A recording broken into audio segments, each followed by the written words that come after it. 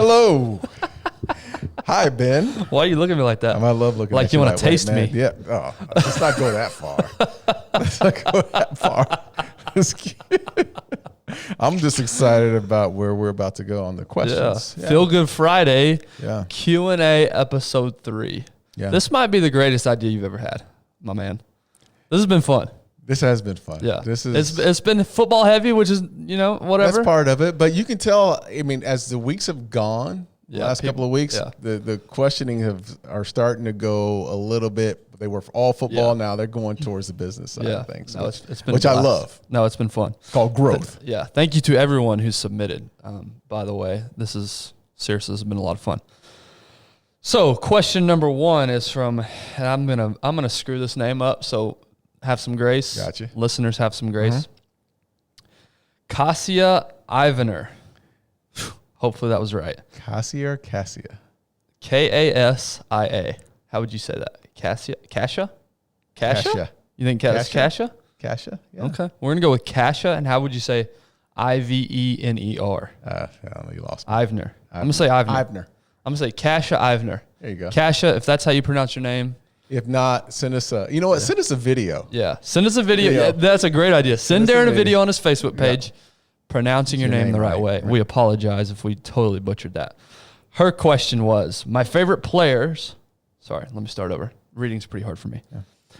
My favorite players are the ones I respect as people first. And although I may be biased, my dad went to ASU. You and Pat Tillman are at the top of my list. Ironic, you were both linebackers at ASU who went on to excel as NFL safeties. Did you ever get the chance to meet Pat? Yes. Met Pat a number of times. And Kasia, hopefully I'm pronouncing your name right. That's a great question. I've met Pat. I moved on and got drafted by the Cowboys, and I watched Pat play in college. And undersized, outside linebacker, just incredible motor. And, had this want to. And if you've ever met Pat Tillman back, when he was playing in those days in college, you always knew he was a little different. He was a guy that had a chip on his shoulder, extremely smart kid. Like he knew he was present in the moment and knew exactly what he wanted to get accomplished. And, everyone was surprised. There was money on the table. He had a big contract that was in front of him that the Cardinals were about to offer him up, but then he decided to go on to the military to serve his country. And a lot of people were surprised. I was not that surprised. And if you knew Pat, you knew there was more to life than just football. That wasn't the end goal, and that wasn't his identity. So, got to know him a little bit, not as a personal friend, but, got to know him in the offseason. And then when he made the transition to the Cardinals, we talked after every game. Being former Sun Devils, we always had those conversations. But just, man, a heart of gold, man. And, for my kids, if I ever wanted them to look up to someone, it would be a guy like Pat Tillman. Yeah. Yeah, and if you don't know who Pat Tillman is, he, as Darren alluded to, played football in the NFL, ended up walking away from the NFL to go, like Darren said, to go join the military and serve his country, and ended up passing away doing that. But yeah, just I obviously didn't know him at all. Yeah, he touched great story. So many people in that Phoenix area and beyond. Is he from Phoenix? No, he's from California originally. Okay. But they do so many things. I mean, around Arizona State, they have a statue out in the front. They have right near the stadium, and the locker room is named after him. And there's just he just brought a lot of his legacy will forever live on. Sounds like he impacted a lot of people. Yeah, he did. In just a short amount of time. That's a great question. Question number 2 is from Jerry Morales. How did you feel when George Teague tackled Terrell Owens when he disrespected the star in Texas Stadium? Jerry, look, man, I go back on that, and it's a quick story. I actually got kicked out of the game. Oh, you did? Yes. Earlier on. I'm not going to tell you why, but I got kicked out of the game. Did you mother F somebody? Yes. The ref? Yes. The head ref? He had a black and white, uniform on, but he got an earful, and I got kicked out of that game probably about a quarter before this happened. So you got kicked out, just to be clear, you got kicked out of the game for talking to the ref in a disrespectful yes, manner? Okay. Something happened on the field, and Did you I was touch upset. him? I kicked the ball. I mean, it was. Okay. Let's not. This is not about me. I didn't this know is not this, about my so situation. you're being This childish. is about George T. You're being childish. Okay. Is what you're saying. Anywho, I got kicked out of the game, and I was in the locker room, and George T. I'm in the shower. I get out of the shower, and I'm putting my regular clothes on, and George T. comes in, and I'm like, what in the world? And I asked George, what's going on? He doesn't say anything to me. He goes and he gets in the shower. He wouldn't talk to me at all. And I'm asking him, what are you doing? And he would not talk to me. But in the locker room, they had these TV monitors. And I'm looking at the TV monitors, and I'm trying to find out what the heck just happened, right? Nothing. They're not replaying it at all. Team comes in. A couple of individuals come in, and they tell me what happened. So I visually did not see it happen until after I went home that night. I got home that night, and so George never told you. George never told me. And the team was still out there playing. What point in the game did he do that? It had to be the second half. I think it was the second half. I can't remember exactly, but I'm almost certain it was the second half. And I sat there and watched. I got home and I watched what taking place. And I was so proud of George. Because here's the thing. George said something earlier in the game because T.O. was showing out. Dude. And look, I'm a firm believer. If you can't stop it, then you can't. What can you do, right? And he was torching our corners that day, man. Just killing our corners. He was making big plays, and he did something earlier in the game. And George said, if he does it again, and I didn't see that. He went to the little star in the end zone helmet. And then George said, if he does it again, I'm knocking his ass out. That's awesome. And that's exactly what happened. And if it wasn't George, man, I wish it was me. Yeah. Honestly, I wish. And everybody always gets us confused. No, that was George Teague. Yeah. Who actually did that. And then Emmett ran to the middle of the field and put the ball down. Did you see that in the locker room? Yeah. But I also saw the score. Side tangent. So when you get kicked out of the game, you go shower. Are you allowed back on the field in your street clothes? Or you got to stay in the locker room? But I got in trouble because I left. Oh, you're not allowed to leave either? Look, we were a 5-11 team. We sucked. We were the worst team. So you bailed on your boys. I didn't bail on them. I was just so frustrated by look, my frustration mounted from not just that moment, but preparation, kind of team we were. We just were not a good team. I hear you. Yep. Okay. Interesting. That's cool behind the scenes that wouldn't know otherwise. Question 3. JC Gonzalez says, it was an honor watching you play at Maryvale, even though I played at Trevor Brown. I assume that's a rival. That is a rival. Okay. Down the street. What is Trevor Brown? What's their mascot? What are they? The Bruins or something? I don't know. Go Bruins. Go Bruins. I don't know what they are. We just slaughtered them every year. That was it. Yeah, I'm sure. On to the question. How honored were you to be enshrined in the Ring of Honor at Sun Devil Stadium? Go Devils. That was a great day because I'm from the Valley, and like was mentioned, I lived in that Maryville area, and I always had this place in my heart for Arizona State. Did you grow up going to games? Like, was that a thing? No, we didn't have. Hey, look. Well, I know, but we're both from the west side. Yeah. Both of us. He just asked that. We're both from the west side. All three of us are from the west side. Guarantee you, neither one of us attended a game back there. Probably didn't have the money to do so. But just watched them over the years, and I remember being at Arizona State and seeing some of the names that were up there, the Danny Whites and guys that were way before me that were just great football players, and to be enshrined in that, and I went in with another great one, Eric Allen, who was a guy that was phenomenal, and before that was probably one of the best, if not the best football player from Arizona State. He was Randall McDaniel, who played for the Minnesota Vikings, Hall of Famer, but his name was up there as well. So I just wanted to be involved, man. That's something that my name will be up there for a long time, man. So hopefully my kids can see it as well. You should have lied and said, no, as a kid, I used to go to that stadium all the time and dreamed about one day my name was going to be on that. No, I didn't. That'd have been a much better story. No, I just never got it. You just said, no, I could care less, honestly. No, my name's up there, that's cool, whatever. No, what I'm saying is that I watched them on TV. I'm just telling the truth. I didn't have the money to go to those games back then, but they always were in my heart. They were my favorite, college football team. Yeah, okay. Awesome.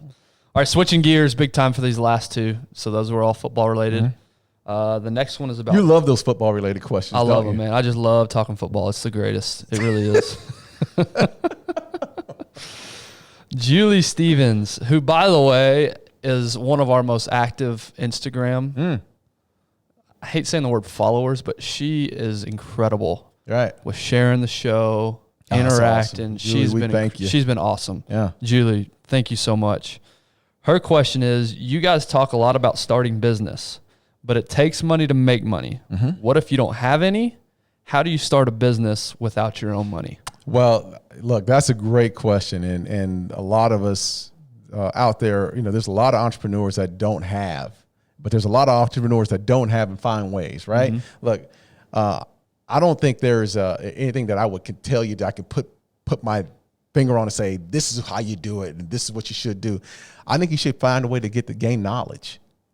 And if you have to intern with someone to gain that knowledge, if you have to be around mentors who understand the direction of where you want to go, I think you gain the knowledge first. And I know money is what gets you there, but there's a lot of times you can start a business early on without being totally funded. Yeah.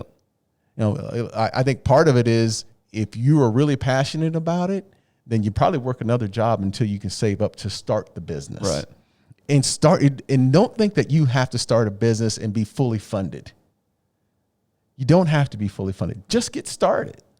Do all your research, get started. And sometimes when you've done all your research, you can take it to family and friends and raise a little capital based on the fact that you've done all the research, you've proven the model, and people will actually see the confidence in you and they can maybe invest a little bit in you. I think you invest in yourself with your sweat equity, and then people will see that and invest in you. Yeah. So, I mean, but there's a lot of huge range of ways to get the financial backing. Sometimes it's banking, having a relationship with a bank if you need a small short-term loan. But, there are a lot of people that have been highly successful who started off with less. Yeah.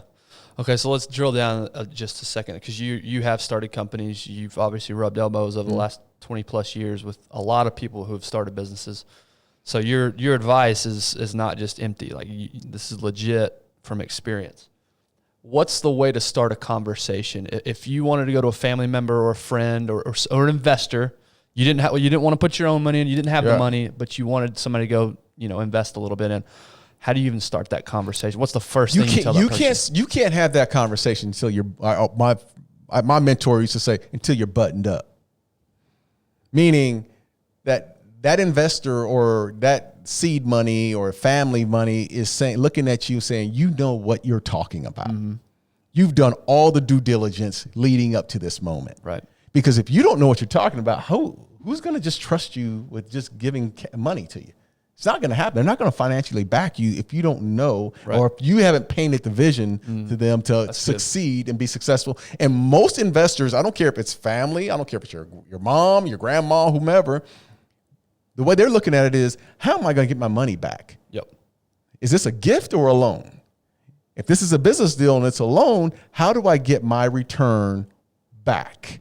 That's how people are going to look at it. So you need to be buttoned all the way up. You need to do all your research. You need to figure out, do a financial model, have a business plan and show them exactly how they're going to get their return back. If you can't show them that, then hey, that's a hard way to get started. Yeah, and something we didn't touch on, you not only have you started businesses and a lot of people have, you've also been approached. Oh yeah. I can't tell you. I mean, it's probably multiple times a day you're approached with ideas and business opportunities and people wanting to bring you and wanting you to invest. So tag along with that question. What do you look for? Okay, obviously they need to have a business plan. They need to be buttoned up. But what are some of the intangibles that you look for? Passion. This is it. Like they burn the boats. If they're passionate about it, you see it, you feel it. If this is just a ho-hum deal where you haven't done all the research, you haven't put a business plan together, but you just got this idea. Look, everyone has an idea, and I've seen a billion ideas, and 99.9% of those ideas go nowhere without passion. If there's a passion behind it, if they've done everything possible. Listen, there's going to be times when you start a business, you're not going to know everything, but you can ask the right questions, getting there. You can do all the little things that it possibly takes to get there. But if you have a passion about it and you've had that burn the boats mentality, then I can rally behind that. Yeah. Yeah. This is just one anecdotal experience, but I don't know if you're familiar. You are familiar. I know we've talked about him before. There's a guy on social media named Rob Bailey, and Rob and his wife, they were super invested in the fitness space, but he started his first, it was a t-shirt printing company. He started his first business in 2012, 13 with $400. Yeah. $400 is all he had. And now they're doing millions of dollars of revenue every year. So he literally had he said, I have $400 in my name. I bought a printing machine or whatever you call it. Yeah. And away I went. So there's a lot of examples, to your point, of people who've started with little to nothing. Or you can go the route of the investor, but like Darren's saying, make sure you're buttoned up, make sure you have a plan, make sure you're passionate about it. Make sure you're confident about what you're talking about. Make sure you're confident about, your plan, your game plan, because, if you have doubts, people can see through that. A real investor can see through the fact that, this guy, or, she may not be that confident about, the business plan that she has. That you have to have a passion and a confidence about. What did Andy Frisella start his company for? I mean, it was nothing. Nothing. Pennies. Yes. Now, he was in a different life stage in that he didn't have family. Yeah. So he was able to eat shit for 10 years, basically. Right. So it is also going to be dependent on your life stage and what situation that you're in. So, no, that's good. See, those are the kind of questions that you like those, huh? I like those a lot. Yeah. Just pulling the curtain back on this podcast that we're obviously wanting to grow and become a business. We didn't spend much. I mean, we basically bought equipment. That was about it. We recorded in your house for a whole year. Time. I think the comparisons. It's not like Big Darren, like millions of dollars. We sunk a ton of money in this. We started as bootstrap as you could start. Yeah. But to your point, we just figured out a way. We just started doing it. That's exactly. Just do it. And we still have barely any clue what we're doing. Yeah. As you can probably tell. But we're just figuring it out as we go. At least we're putting one foot in front of the other, if you will. But you see, when you see someone starting a business, you see, the first loss they may have, or first no, and it stops them. Yeah, and they're debilitated. That's tough. That's a whole discussion. Yeah. Because, and I don't want to get too far down this rabbit hole, but the phrase "every single day, every single minute" bugs me. Yeah. That phrase bugs me because you're being disingenuous to the true struggle of starting something. Right. And you're acting as if you don't struggle with anything when you say that. I'm focused every single minute of every day. That's a lie. That's bullshit. Yeah, that's a lie. No, you're not. Yeah. So my point, I don't even remember my point in saying all that. But, so to your point of you're going to hear no's. You're gonna come up with some friction. Yep. So to your point earlier about the passion aspect, if it's something that burns inside you, those little no's aren't going to mean much. Yeah. You're going to figure out a way. You're going to figure out a way, Nick Bear is another previous guest. We had Bear Performance Nutrition. He was talking about his accountant. 3 years he was in the red. He wasn't making any money for the first 3 years. His accountant said, dude, you need to shut this thing down. Like, this is not profitable. Right. And he said for a split second, for just a half second, I thought, he's right. And then as he thought for a second, he said, no, I'm not shutting this down. I love this. I see a future in this. I'm going to keep going. And then, over $1 million a month in revenue later. You're talking about Nick Bear, but what do you see in those? Like, the one thing you always see in the young entrepreneurs that end up being successful is the consistency. Yep. Like, there's got to be some type of consistency. Even though you hear no, you continue to go through. And it's almost like a narcissistic mindset. Like you're in this world by yourself, because it's a lonely world, man. It really is, because you're going to have family, you're going to have friends who are going to be critical of you. If you don't believe and you start to waver, that's it. It's done. Yeah. You start to waver and you push that stop button one day and you're like, this isn't going to work. And then you decide a month later, well, let's try it again. No, man. Yeah. Just keep fighting through those moments. We need to dive deeper into that later on a different episode of when nobody believes in you. Yeah. Like nobody. Yeah. Even your closest relative. Like when nobody believes in you, what do you do? So stick around. We'll talk about that another time. Last question. This is from your boy, your brother. Big Bobby. Your brother from another mother. Yes. But maybe the same father. We don't know. I don't know. Bobby. He's a lot He's a little lighter than lighter tone. Yeah, okay. Bobby Boyer asks, Darren, after all the episodes and stories, do you still believe that an underlying trait of success is the quote unquote dog mentality? Yes, and we just talked about it a little bit there. Thank you, Bobby. Thanks for that question. Yeah. Those last two, all the questions are awesome. We love you guys, but those last two, I love. Anyway. I firmly believe that dog mentality has to be in you. And we just talked about that a little bit in that last one, is that no doesn't always mean no. You keep pursuing, but whatever it is, you keep on pursuing it, and understand that there are going to be times where you're going to be alone and you're going to have to scrap through this. You're going to have to do some things that you probably didn't think you were going to have to do. You're going to have to go ask people that you probably didn't want to ask. You're going to have to do all the little things that it takes. And when we talk about a dog mentality, it's a mentality that, are you going to allow people to eat off your plate? And that's the big thing for me. Don't allow people to eat off your plate. Don't allow people to just take things from you, take your confidence, take your swagger away from you. If you feel strongly about whatever it is, you be that dog and you go get it. And I used to have a buddy of mine on the football team. His name was Darren Hambrick. And he used to always say, don't let them eat off our plate. Get off that porch and hunt, dog. And I used to always think about that. Get off that porch and hunt.